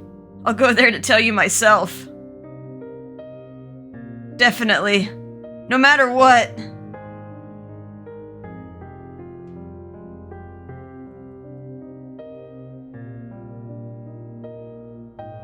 Seeing it, I remember. Oh, God.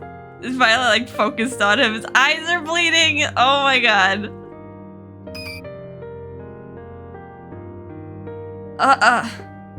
That reminds me, I only told her about the past. My thanks for back then. I didn't say it.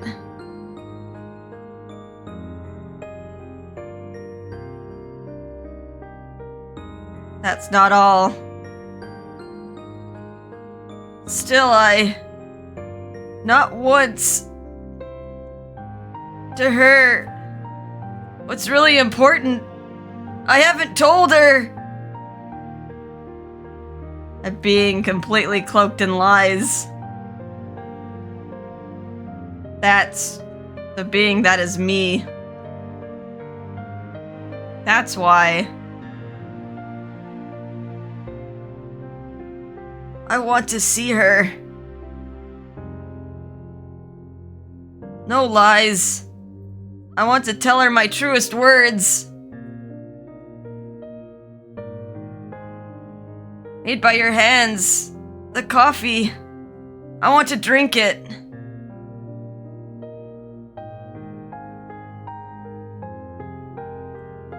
Ah, I see.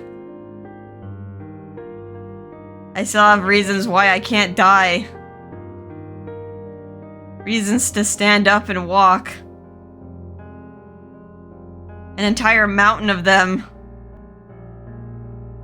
Feelings that overcome the pain well up. Gah! I apply strength to my arm. The crack of a bone breaking resounds. I don't care. I can still stand. I put strength in my leg. The crack of a bone breaking rings once more. Misyr Rex! I raise my head and glare at the world. I spit out the bloody vomit and boldly smile. Of all the worlds, in this world, where all life is lost, I was the sole survivor. I'm king of humans and non-humans alike. In this world that bestows death upon all. Already riddled with wounds. All limbs and my vision. Every part of my body screams out. But who cares about that? To see her, I would pay any price. That's... Even if I'm reduced to grotesque form, I'll find her! My body trembles enough to make me laugh at myself, but I put strength in and stand. I wipe away the blood flowing over my eyes and mouth and start walking again. 1 step. 2 steps. 3 steps. With certainty.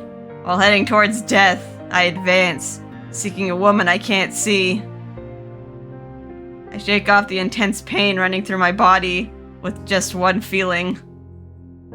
However... What? You can't fight against that!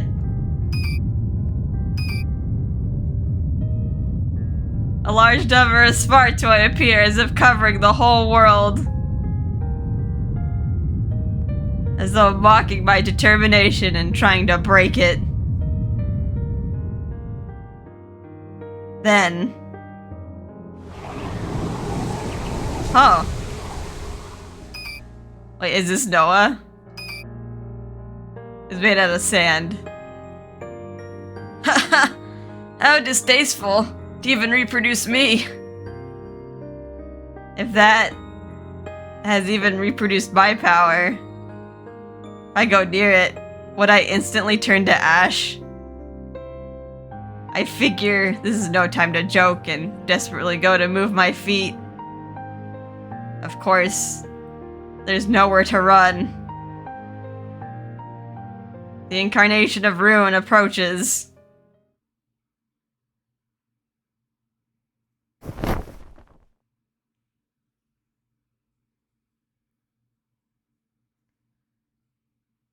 Wait. Whose perspective is this? How much can I resist turning to ash? Without giving up, Misyr starts thinking of ways to overcome it when... Huh? With his arm grasped, he floats into the sky of the world of end times. Wondering what happened, he looks up and... I made it in time. Ill? Why are you here? Ill flaps his wings scoldingly, as if to suggest he should know the answer. Goodness. And you're the one always saying you're concerned about people. You're the one causing everyone else to be much more concerned, you know. The fallen angel makes a pouty, angry face unfitting for the dramatic scene. Misyr weakly draws a smile, when at the same time... They somehow found him? An enormous slash, a bright hellfire. All of the Spartoi covering the wasteland turned to ash. After confirming the enemy was scattered, Ill meets back up with Canis and company. Misyr, apologies for the late support. Whoa! Did you come all the way here, out here, to get a makeover? Talking about like all the blood. Heh! You're covered in blood and look like shit. Pretty cool. Thanks for that. More importantly, why are you guys here? How exactly? Asking that question after recovering some stamina with Ill's magic. What? Obviously we jumped in here through the gate. Yes. As for me, I managed to escape the heavenly world. Indeed. Glad to see you are safe, Ill. I don't fully understand what they mean, but it seems like these three came to help me and Kotone. And understanding just how dangerous this world of end times is. Misyr, we have no time to explain, but the information you provided about the world of end times, we also have knowledge of most of it.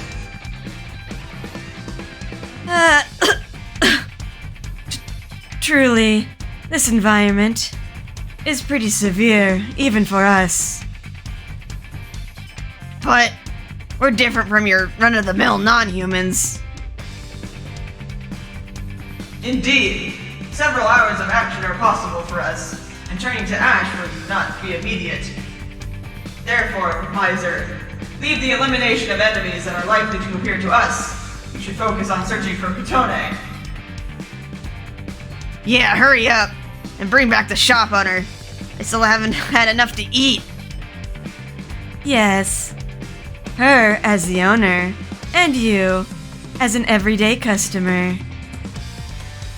The two of your smiles together make Enchante. I believe that from the bottom of my heart. You three!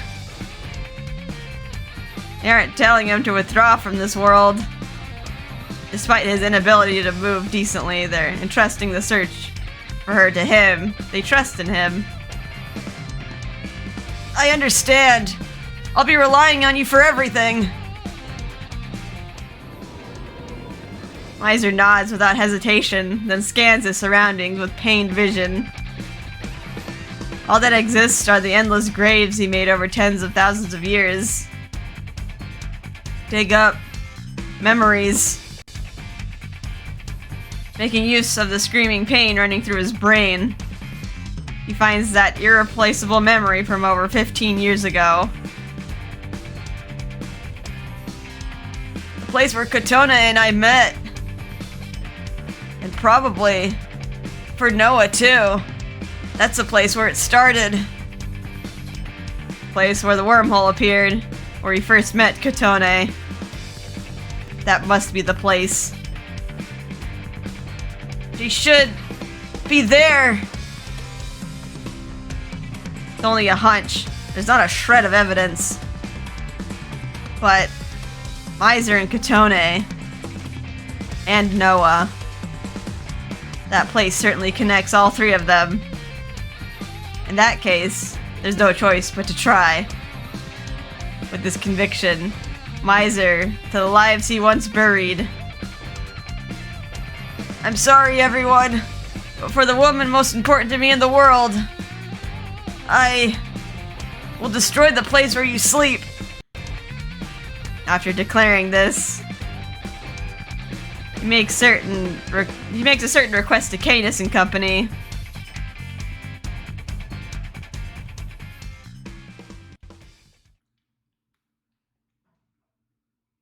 Alright, Misyr chapter 6, the final chapter. So, alright, where is this gonna throw us here? Somewhere, I don't know whose perspective it is. Maybe either Noah's or the company. But yeah, it's like... lucky that his friends came. Yeah, I guess it was probably gonna happen because the wormholes are all connecting to this world as well, so like why not just jump through? Even though it's like probably certain death, but so yeah, I'm also wondering, is Kotone's like dead, right? Like if Misyr is like practically dying after just like so many hours in this world, even with his suppressio, there's no way Kotone's body would have, like, survived that long, right? I'm a little bit worried. But, yeah. Guess we'll find out in the next episode. We'll see how this ends. How is this all gonna go down? How is he gonna save Kotone? Alright, anyway. I hope you guys had a fun time with this. And I'll see you in the next episode. Bye-bye.